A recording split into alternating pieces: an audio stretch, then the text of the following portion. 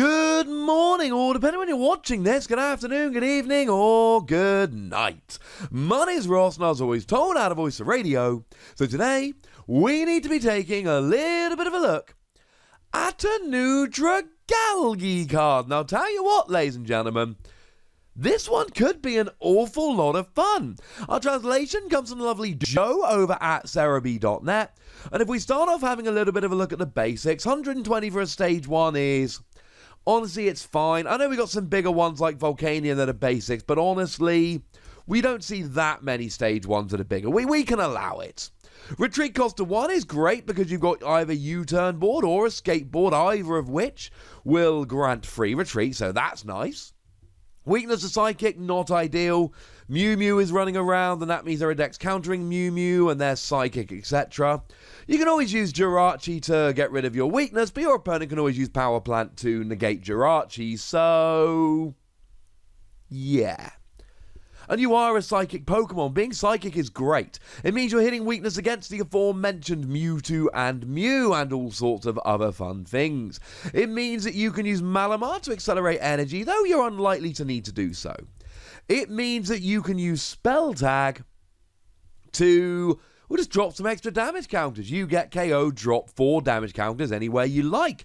Bearing in mind that Field Blower has rotated out and nobody has played Faber, so that basically leaves us with Lysander Labs. And yes, there will be people playing Lysander Labs, and yes, anyone playing Lysander Labs will, well, fair to assume that they will be able to get around your spell tag. But that's it. If they're not playing Lysander Labs, they ain't got nothing, ladies and gentlemen. They ain't got nothing. So, what does it actually do? Well, there is a second attack, and I'm sure we'll mention that briefly at the end, but really here it is all about the first attack. 1 Psychic Energy. If your opponent's active Pokemon is poisoned, put 10 damage counters on that Pokemon between turns.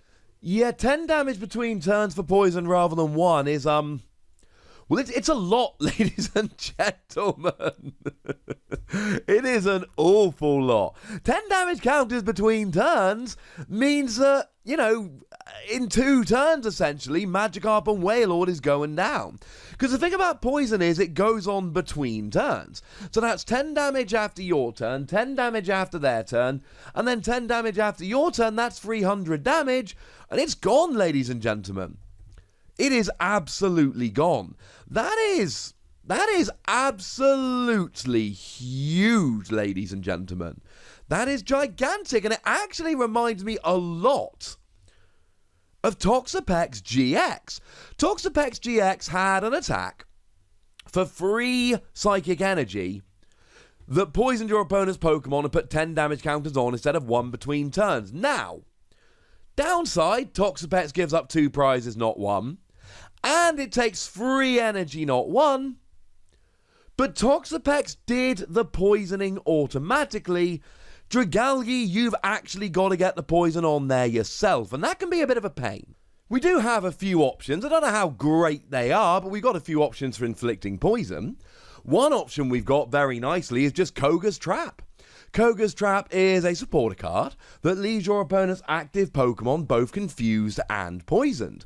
Now that's actually really, really nice because of course you get the confusion as well as the poison there. So that's just going to really, really help in terms of they're not just poison, they're not just taking 10 damage counters between turns, but they're also sitting there confused, so if they try and attack and flip tails, then it fails, and they take another 3 damage counters on top of all the damage they're taking for poison. A little while ago, we did have Poison Barb. Poison Barb was a great option. It was a Pokemon tool card that you attach to a Pokemon, and then if that Pokemon took damage, boom, Poison Barb comes in, you're good.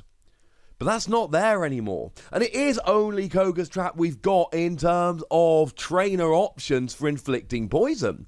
We do have Dust Island, which I like very, very much indeed if you're using this.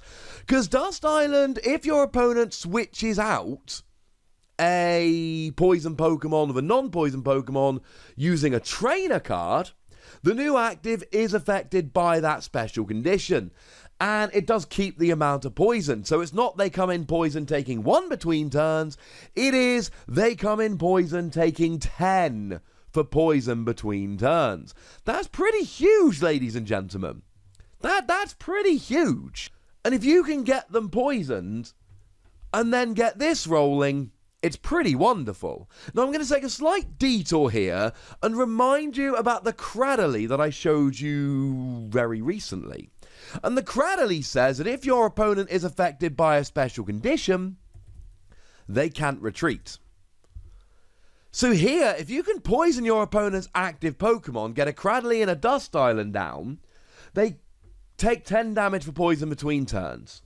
They are not allowed to retreat, and if they switch out using an item card or a trainer card, something like Switch for instance, then the new active Pokemon will be poisoned, and they'll be taking 10 damage between turns for that.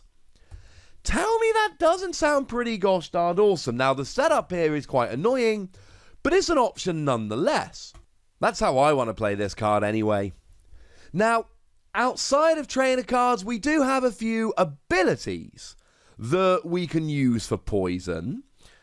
We've got Amoonguss. Now, Amoonguss is a stage 1, but the ability says that when you play a Pokemon that has the attack Spore from your hand during your turn, you may leave your opponent's active Pokemon both poisoned and asleep. And the options we've got with Spore are basically Breloom and Fungus. They are your 2 options, unfortunately. But that's fine, you can still totally use that. And then that will actually give you potentially poison over and over again. That's an option, ladies and gentlemen. That is very much an option. We've also got the Vileplume from Unbroken Bonds. Now that poison's on a coin flip and it's a stage 2. I do like the fact that it doesn't have to be poison. It could be poison, but it could also be sleep, burn, or confusion. But once again, ladies and gentlemen, it's on a coin flip on a stage 2. That's not ideal. It doesn't give poison, but the Muck from Team Up basically says that poison is not taken away where they evolve or devolve. So between Dust Island and Muck, they really are just not getting out of poison very easily at all.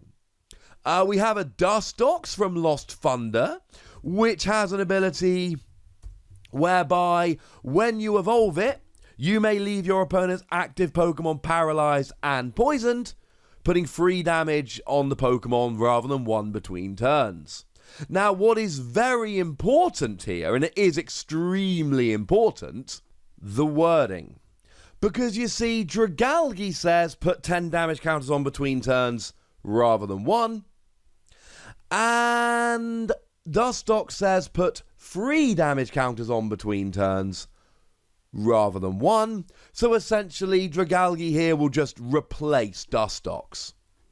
Now, what is kind of cool here is that the last 2 Pokemon we can mention, or 3 Pokemon, but kind of one's an evolution line. I mentioned Poison Barb earlier, and how if a Pokemon with Poisoned Barb got hit, it would then poison the Pokemon that hit it.